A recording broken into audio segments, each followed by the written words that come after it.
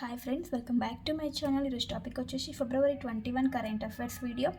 So ఎవరైనా మన ఛానల్ని కొత్తగా చూస్తున్నట్లయితే ప్లీజ్ సబ్స్క్రైబ్ చేసుకోండి. అదేవిధంగా లైక్ చేయడం మాత్రం అస్సలు మర్చిపోకండి. ఈరోజు ఫస్ట్ టాపిక్ చూస్తే కనుక భారత్ అండ్ అర్జెంటీనా రెండు దేశాలకు మధ్య లిథియంకి సంబంధించి ఒప్పందం అనేది జరిగింది. అంటే లిథియం అన్వేషణ కొరకు ఒప్పందం అనేది జరిగింది. లిథియం నిల్వలకు సంబంధించి అన్వేషణ అండ్ గనుల రంగంలో ఈ ఒప్పందం అనేది జరిగింది. అయితే ప్రపంచంలోనే అధికంగా లిథియం ఉత్పత్తి చేస్తున్న దేశాలు వచ్చేసి Australia, Chile, China, Argentina and Bolivia. ఈ దేశాలు వచ్చేసి అధికంగా ఉత్పత్తి చేస్తున్నాయంట. లిథియాన్ని అధికంగా ఉత్పత్తి చేసే దేశాలు. సో మన భారతదేశంలో లిథియం నిల్వలు ఏ రాష్ట్రాల్లో ఉన్నాయంటే నిల్వల పరంగా జమ్మూ కాశ్మీర్, జార్ఖండ్, అరుణాచల్ ప్రదేశ్, నాగాల్యాండ్, రాజస్థాన్, ఛత్తీస్గఢ్, మేఘాలయ ఈ రాష్ట్రాల్లో భారతదేశంలోని ఈ రాష్ట్రాలలో లిథియం నిల్వలు అనేవి ఉన్నాయన్నమాట. సో ఈ లిథియాన్ని వచ్చేసి వివిధ రకాలుగా యూజ్ చేస్తారు. రీఛార్జబుల్ బ్యాటరీల తయారీలో అండ్ ఫోన్స్కి సంబంధించి బ్యాటరీస్ ఉంటాయి కదా, వాటి తయారులో, మెడిసిన్స్ పరంగా వివిధ దాంట్లో, ఎలక్ట్రానిక్ గ్యాడ్జెట్స్కి సంబంధించి ఈ లిథియం అనేది యూజ్ చేశారు. సో ఈ రెండు దేశాల మధ్య లిథియం యొక్క అన్వేషణ కొరకు ఒప్పందం అనేది జరిగింది. సో గుర్తుంచుకోండి. నెక్స్ట్ వచ్చేసి ఇంకొక ఒప్పందం ఏ రెండు దేశాలకు మధ్యన అంటే భారత్ మరియు నేపాల్ దేశాలకి శాస్త్ర సాంకేతిక రంగాలలో ఒక ఒప్పందం అనేది జరిగింది. అంటే సైన్స్ అండ్ టెక్నాలజీకి సంబంధించి భారత్ అండ్ నేపాల్కి ఒప్పందం జరిగింది. సో ఏ సంస్థల మధ్య అంటే ఈ ఒప్పందంపై సంతకం చేసినాయంటే CSIR అండ్ అంటే council of scientific and industrial research, ఇది ఇండియాకి సంబంధించింది. Next academy of science and technology, ఇది నేపాల్కి సంబంధించిన ఈ సంస్థలు ఒప్పందంపై సంతకం చేశాయన్నమాట. సో ఏ రంగాలలో అంటే పరిశోధనలకు పరంగా ఇరు దేశాల సహకారం, Bharat Nepal biological sciences, next food science and technology రంగంలో, మెటీరియల్ సైన్స్ అండ్ పర్యావరణం, శక్తి వనరులు వంటి వివిధ రంగాల్లో ఒప్పందాలు అనేవి జరిగినాయి భారత్కు అండ్ నేపాల్ దేశానికి మధ్య. సో నేపాల్ యొక్క ప్రైమ్ మినిస్టర్ ఎవరంటే KP శర్మా ఓలీ, నేపాల్ యొక్క ప్రైమ్ మినిస్టర్. సో శాస్త్ర సాంకేతిక రంగంలో మనకు భారత్తోని అండ్ నేపాల్తోని ఒప్పందం అనేది జరిగింది. సో గుర్తుంచుకోండి, ఒప్పందాలు అడుగుతున్నారు అండ్ ఏ రంగాలలో ఒప్పందాలు అనేవి జరిగాయని ఎగ్జామ్లో అడుగుతారు. సో ఫోకస్ చేయండి.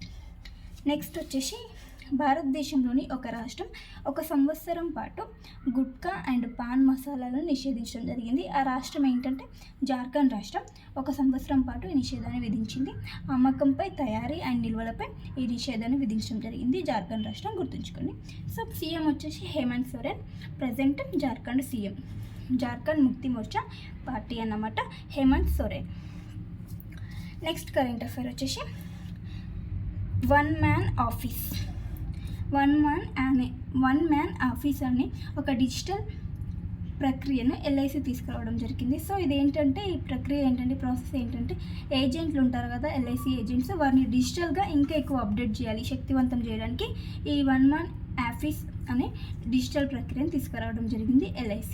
సో దీని ద్వారా వన్ మ్యాన్ ఆఫీస్ అనే ద్వారా 24/7 డిజిటల్ సేవలు అనేవి అందుబాటులో ఉంటాయి. సో ఈ కార్యక్రమాన్ని February 17న ప్రారంభించడం జరిగింది. సో 2047 నాటికి ఈ LIC యొక్క లక్ష్యం ఏంటంటే 2047 ఇయర్ నాటికి అందరికీ బీమా అనేది కలిగి ఉండాలనేది LIC యొక్క లక్ష్యం అన్నమాట. అంటే దేశంలోని ప్రజలందరికీ బీమా సదుపాయం అనేది కల్పించాలి, బీమా అందరూ చేసుకోవాలని. నెక్స్ట్ వచ్చేసి SBI కార్డ్స్ కొత్త MD అండ్ CEOగా ఎవరిని నియమించారంటే సలీలా పాండేని నియమించడం జరిగింది. సో ఇంతకుముందు ఉన్నటువంటి అభిజిత్ చక్రవర్తి స్థానంలో ఈమె రావడం జరిగింది, సలీలా పాండే. సో అతని యొక్క పదవీ కాలం ముగియంతో SBI కార్డ్స్ కొత్త MD అండ్ CEOగా ఈమెను నియమించడం జరిగింది, సలీలా పాండే అని గుర్తుంచుకోండి. నెక్స్ట్ కరెంట్ అఫైర్ వచ్చేసి మీషో, IFCA అండ్ MGIRIతో ట్రైఫెడ్ ఒక ఒప్పందాన్ని, భాగస్వామ్యాన్ని కుదుర్చుకోవడం జరిగింది. అంటే ఈ సంస్థలు, మీషో అనేది ఒక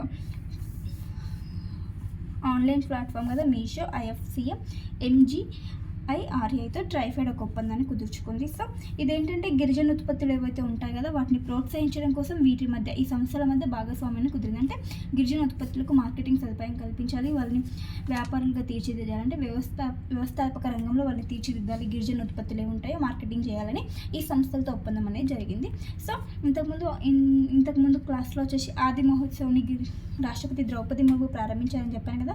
సో న్యూఢిల్లీలో జరుగుతున్న ఈ ఆది మహోత్సవ్ గిరిజన ప్రదర్శనకు సంబంధించి ఆది మహోత్సవ్ అనే కార్యక్రమంలో ఈ ఒప్పందం అనేది జరిగిందనమాట. సో గిరిజనులకు సంబంధించిన ఉత్పత్తులు ఏవైతే ఉంటాయో వాటికి మార్కెటింగ్ హెల్ప్ చేయాలి, వాటిని అభివృద్ధిపరచాలి, వాటిని ప్రోత్సహించాలి అనేది దీని యొక్క ముఖ్య ఉద్దేశం. సో మీషో, IFCA, MGIRAతో ట్రైఫెడ్ అనేది ఒప్పందం కుదుర్చుకోవడం జరిగింది. నెక్స్ట్ కరెంట్ అఫైర్ వచ్చేసి ప్రపంచ సామాజిక న్యాయ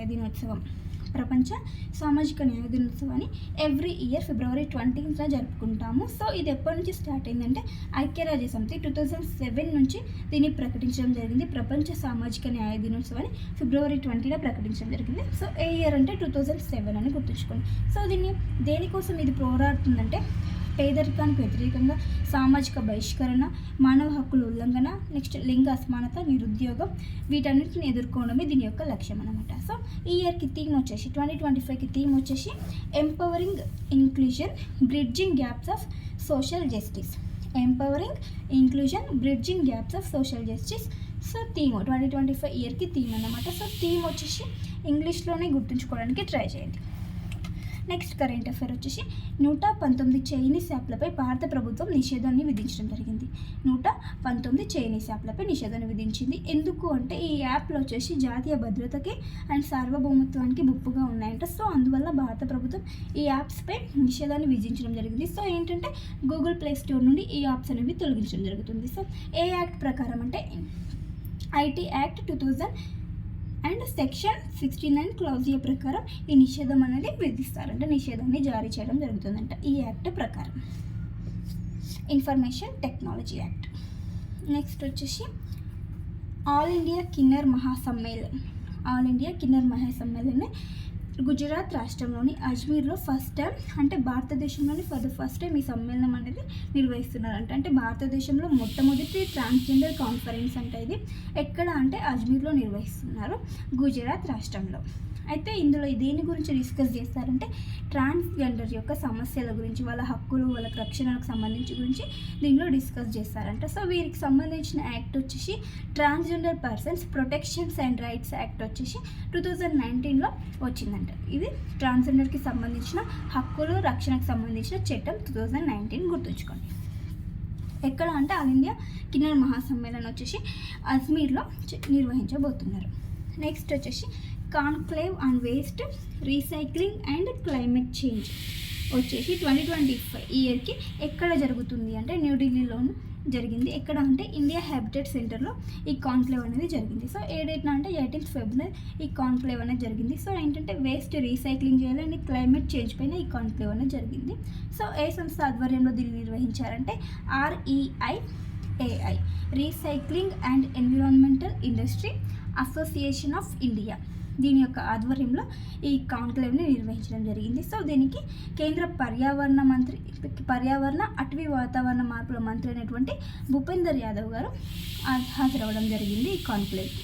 సో ఇందులో మెయిన్గా డిస్కస్ చేసిన టాపిక్స్ ఏంటంటే సర్క్యులర్ ఎకానమీ గురించి, నెక్స్ట్ వనరులను ఏవైతే సోర్సెస్ ఉంటాయో వాటిని సమర్థవంతంగా యూజ్ చేసుకోవాలని, వినియోగించుకోవాలని, అండ్ రీసైకిల్ విధానాన్ని వాడాలని, రీయూస్ వాటిని ఎక్కువగా వాడాలని ఈ కాన్క్లేవ్లో డిస్కస్ చేసుకోవడం జరిగింది. సో ఇవన్నీ ఫ్రెండ్స్ ఈరోజు ఇంపార్టెంట్ కరెంట్ అఫైర్స్.